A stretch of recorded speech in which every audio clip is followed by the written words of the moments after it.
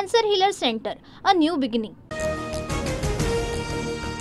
रायगडानंतर चैत्यभूमीवर पुन्हा भाषणावरून विसंवाद. भाषणाच्या कार्यक्रम पत्रिकेत शिंदे अजितदादांचं नाव असून सुद्धा भाषणाची संधी नाही.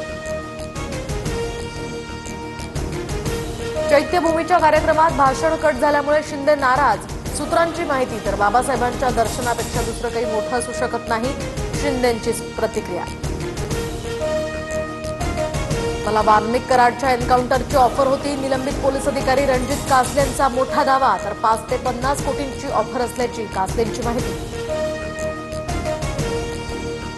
एका रक्ताची 4 माणसं घरात असल्यास भांड्याला भांडं लागतंच. महायुतीतल्या कथित विसंवादावर चंद्रकांत पाटलांचं भाष्य. तर खळखळ असेल तर ते जिवंतपणाचं लक्षण असल्याची ही प्रतिक्रिया. ठाकरेंच्या शिवसेनेला सत्तेत यायचंय पण घेत नाहीत, चंद्रकांत पाटलांचा मोठा दावा. मागे लागून सत्तेत आले नाहीत तर या ठिकाणी पालिका निवडणुकीसाठी त्यांना उमेदवारही मिळणार नसल्याची टीका. आमच्याकडे उमेदवार असतील किंवा नसतील, चंद्रकांत पाटलांनी त्याची चिंता करू नये. आम्हाला शहांचे पाय चाटण्याची गरज नाही, राऊतांचाही चंद्रकांत पाटलांवर पलटवार. ठाकरेंची ढ टीम म्हणत मनसेच्या संदीप देशपांडेंची टीका. मनसे भाजपची बी टीम या आदित्य ठाकरे यांच्या टीकेला देशपांडेंकडून प्रत्युत्तर. रायगडच्या माणगावमध्ये भरत गोगावले आणि सुनील तटकरे एकाच कार्यक्रमामध्ये एकाच मंचावर. पालकमंत्री पदावरून रस्सीखेच मात्र या ठिकाणी सुरू होत असतानाच दोन्ही नेते एकाच मंचावर आल्यामुळे भुवया उंचावल्या. मुंबईतील भाजपच्या सर्व आमदारांची बैठक सुरू. भाजप मुंबई संघटनेमध्ये मोठे फेरबदल करणार. मुंबई अध्यक्षपदासाठी प्रवीण दरेकर, अमित साटम यांची नावं चर्चेत. अभिनेता सलमान खानची गाडी बॉम्बनं उडवून देण्याची धमकी. तर वरळी वाहतूक पोलिसांच्या व्हॉट्सअप नंबरवर धमकीचा मेसेज. वरळी पोलीस ठाण्यात अज्ञात व्यक्तीविरोधात गुन्हा दाखल. शेतकऱ्यांसाठी पुढील 2 दिवस चिंतेचे. राज्याच्या अनेक भागामध्ये अवकाळी पावसाची शक्यता. पश्चिमपासून ते विदर्भापर्यंत कमी दाबाचा पट्टा सध्या सक्रिय. पुण्यातील गर्भवती मृत्यू प्रकरणी उद्या ससूनच्या वैद्यकीय समितीची बैठक.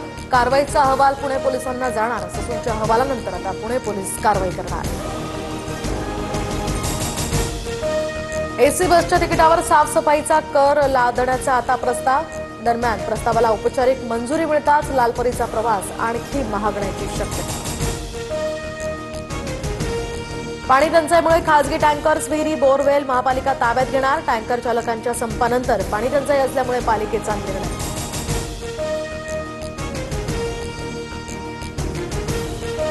गुजरातमध्ये समुद्रात 1800 कोटी रुपयांचं 300 किलो ड्रग्ज जप्त. गुजरात एटीएस आणि भारतीय तटरक्षक दलाची मोठी कारवाई.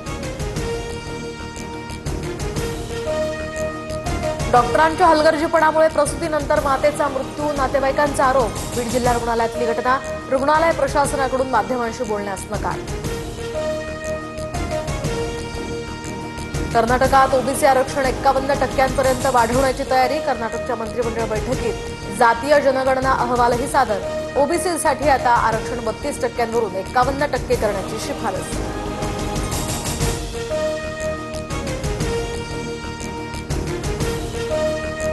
Cancer healer centre, a new beginning.